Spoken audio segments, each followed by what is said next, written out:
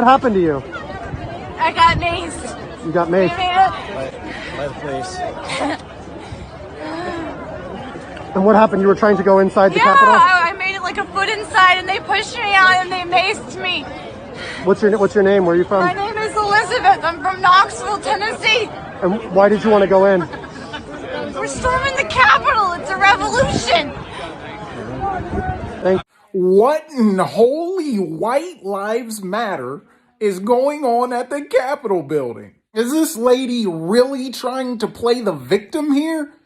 You tried to storm the Capitol building, a government federal building, and you were only maced. At least you got to walk away with your life. You didn't even get arrested. Shit, I bet Dr. Martin Luther King would have wished he only got pushed and maced. I bet Malcolm X wished he would have only got pushed and maced. Are you kidding me? You got pushed and maced because you're breaking the damn law, lady. These guys got murdered because they wanted to be treated equally. A revolution? This isn't a revolution. A revolution because he lost the election? Come on. If they were doing something kind of conspiracy and they did something crooked to make him lose, I don't buy that bullshit, man. They let him win the first time. They didn't have to, if that was the case, they wouldn't have let him even win the first time. They let him win. They gave him a shot. I'm not gonna lie, man. Sometimes I just wanna be white. I just wanna see what it feels like to be able to break the law and just walk away. Just break the law and walk away. Nothing happened. Get a good night's sleep, wake up with no warrant, and just go on about my day. You cannot watch this video and tell me we are all treated the same. Come on, man. It's time to admit it. Let's keep it a buck. You cannot. My black ass is not walking into the Capitol building with face paint, without wearing a shirt, with a all up in the officer's face. Come on, man. Come on. You think I'm walking out alive? Be 100. Keep it real. I'm not going up into the Capitol building first of all, without a shirt on. Without a shirt, come on, man. The reporter was even like, oh my God, what happened to you? As if she didn't deserve what just happened. And she said, they maced me. Like she was telling on them for doing something wrong. Ma'am, you tried to break into a federal building. The reporter was like, oh my God, what's your name? And she said, Elizabeth from Knoxville. Said it as if we were going to all find her and get her justice.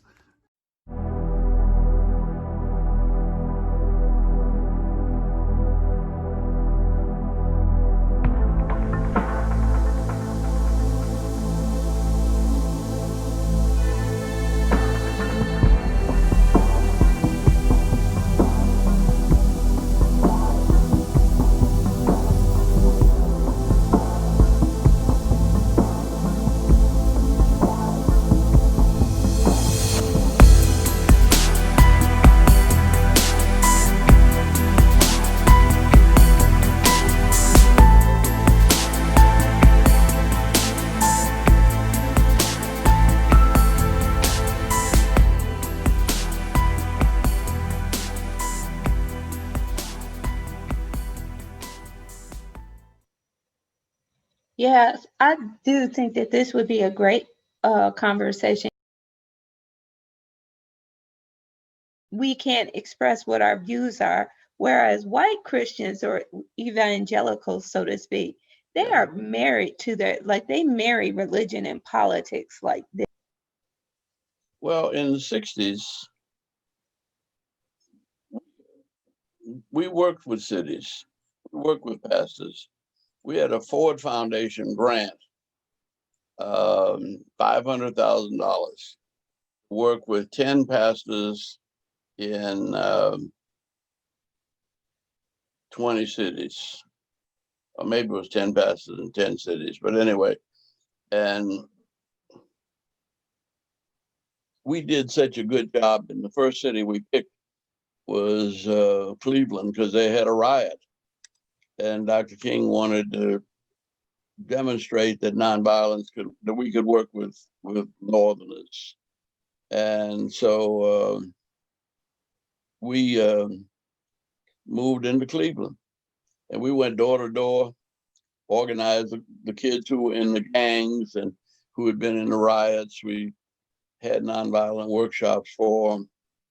We organized everybody in Cleveland. In fact, one of my favorite stories was we were on the way to uh, the church that Otis Moss now pastors, or did pastor, right down Euclid.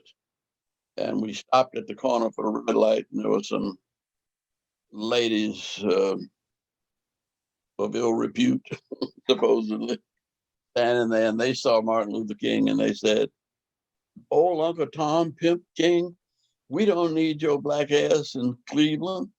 Go on back down south where you belong."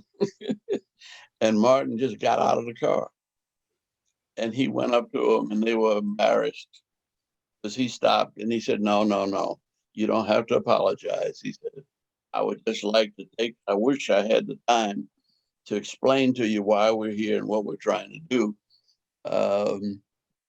But I'm late for a meeting at Olivet Baptist Church, but we should be back by 3 o'clock. I'm staying right down the street at the Sheraton Hotel. If you would meet me there about 3 o'clock and bring a few of your friends with you. And I'd like you to understand what we're doing."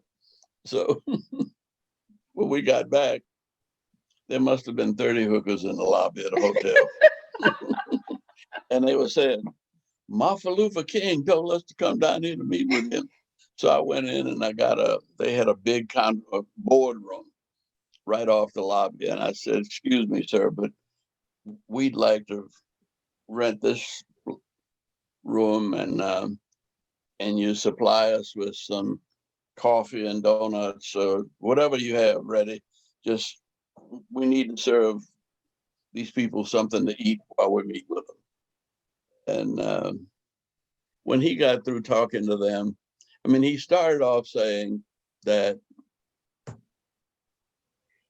"I see you